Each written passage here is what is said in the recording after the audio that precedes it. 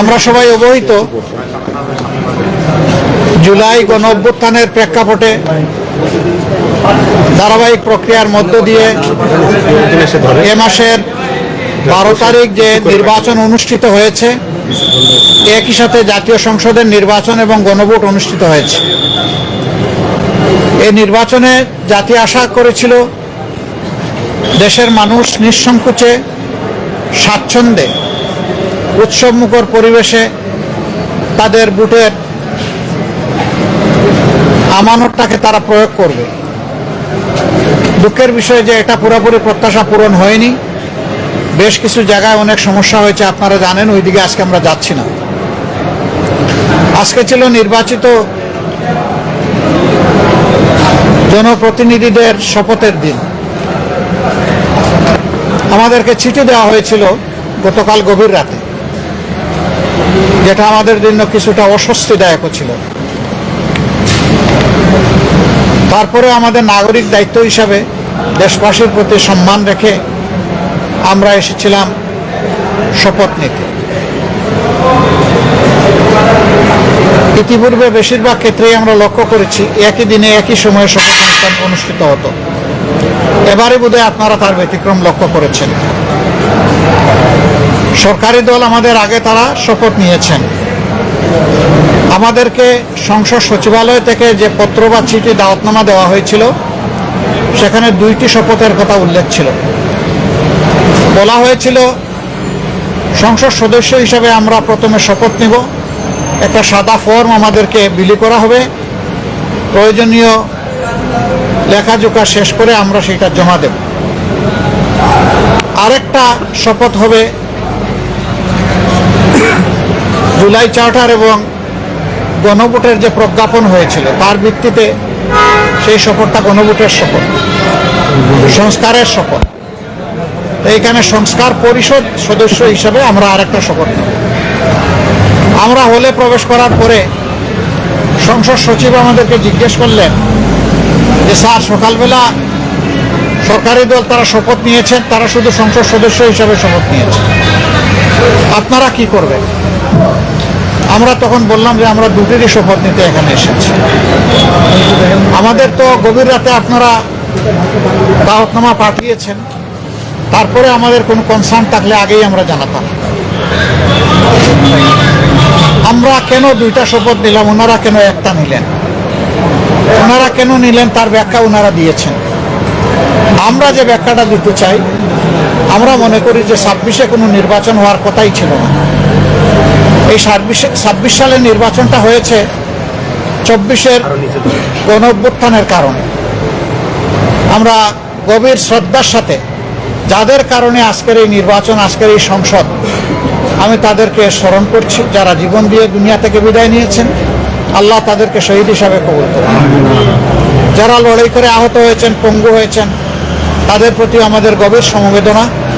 আল্লাহ তাআলা তাদেরকে সুস্থতার নিয়ামত দান করুন। আর নির্বিশেষে গোটা দেশবাসী ফ্যাসিবাদের বিরুদ্ধে সেদিন লড়াই করেছিল, আমরা তাদের প্রতি গভীর কৃতজ্ঞতা প্রকাশ করছি। সম্মানিত সাংবাদিক বন্ধুগণ, আমরা আজকে হয়তো শপথ নিতে ভিন্ন চিন্তা করতে পারতাম, কারণ জুলাইয়ের আকাঙ্ক্ষা এবং গণভোটের রায়, এই 2টার প্রতি সম্মান দেখানো রাজনৈতিক দল হিসাবে আমাদের পবিত্র দায়িত্ব আমরা গণ্য করেছি।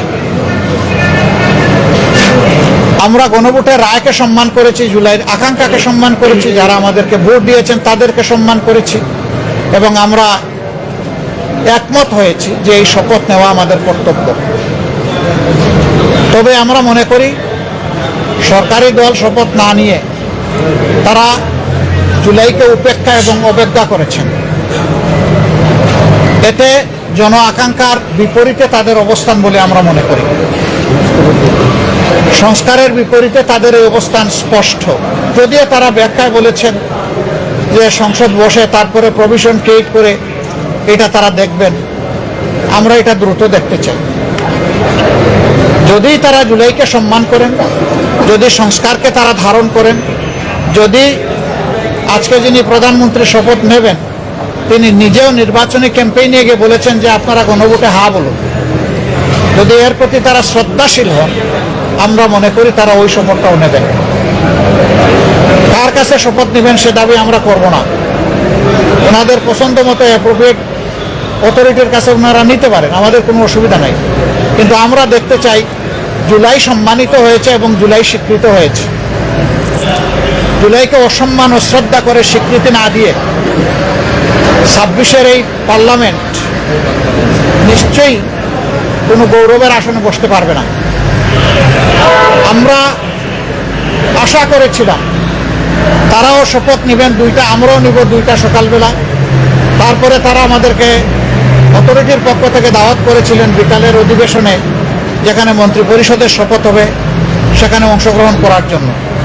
আমরা প্রত্যেকে 3টা করে কার্ডও পেয়েছিলাম, মানসিক প্রস্তুতি আমাদের ছিল, কিন্তু আমরা এসে ধাক্কা খেয়েছি। আমরা আমাদের জুলাই শহীদদেরকে অশ্রদ্ধা করতে পারি না, জুলাই যোদ্ধাদেরকেও আমরা অশ্রদ্ধা করতে পারি না। যার কারণে আমাদের শত ইচ্ছা থাকা সত্ত্বেও বিকালের এই শপথ অনুষ্ঠানে আমরা যে অংশগ্রহণ করতে পারলাম না, আমাদের একটা আফসোসের জায়গা থেকে গেল।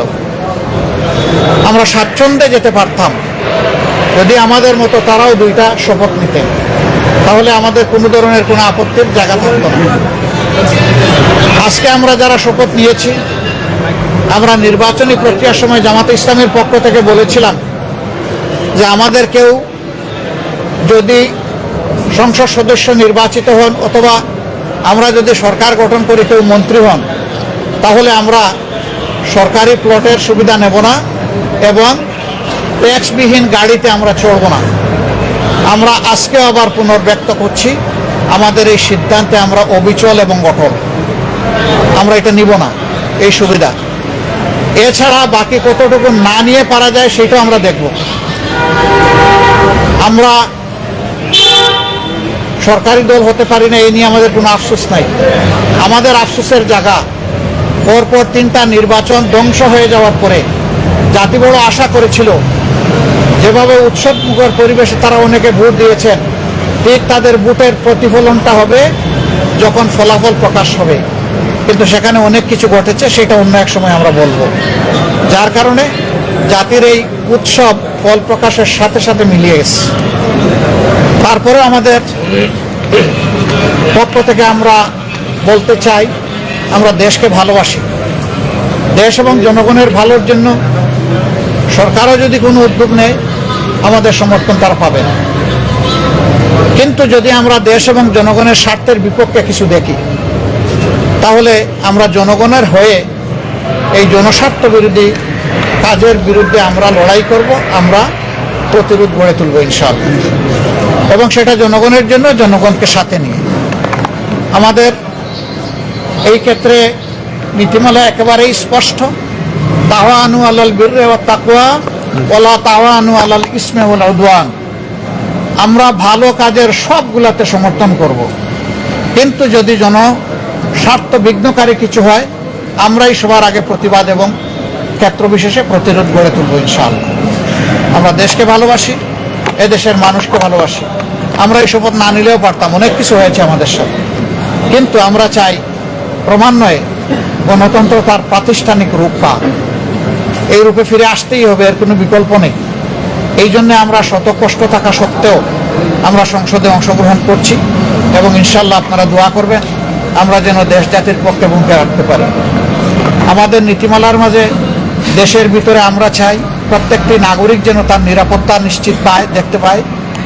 মানুষের অর্থনৈতিক মুক্তি যেন আসে, যুবকদের বেকারত্ব যেন দূর হয়, কর্মসংস্থান যেন তৈরি হয় এবং মর্যাদাশীল একটি দেশ হিসাবে পররাষ্ট্র নীতি যেন আমরা নিজেরটা নিজেই আমরা গড়ে তুলতে পারি।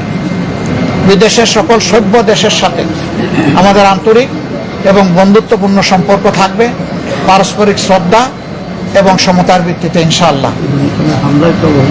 আমরা গভীর পরিতাপের সাথে লক্ষ্য করছি, নির্বাচনের রাত থেকে, আগে তো কিছু ছিলই, বিশেষ করে নির্বাচনের রাত থেকে বাংলাদেশের বিভিন্ন এলাকায় ব্যাপকভাবে আমরা এখন যারা বিরোধী দলে আছি তাদের পক্ষে ভোট দেওয়ার কারণে, নির্বাচনী কর্মী হিসাবে কাজ করার কারণে, সমর্থনের কারণে নারী পুরুষ নির্বিশেষে সকলের উপর ব্যাপক হামলা হচ্ছে।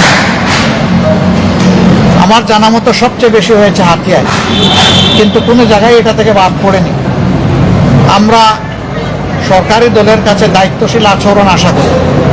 আমরা আহ্বান জানাবো এখনই সেটা বন্ধ হওয়া উচিত।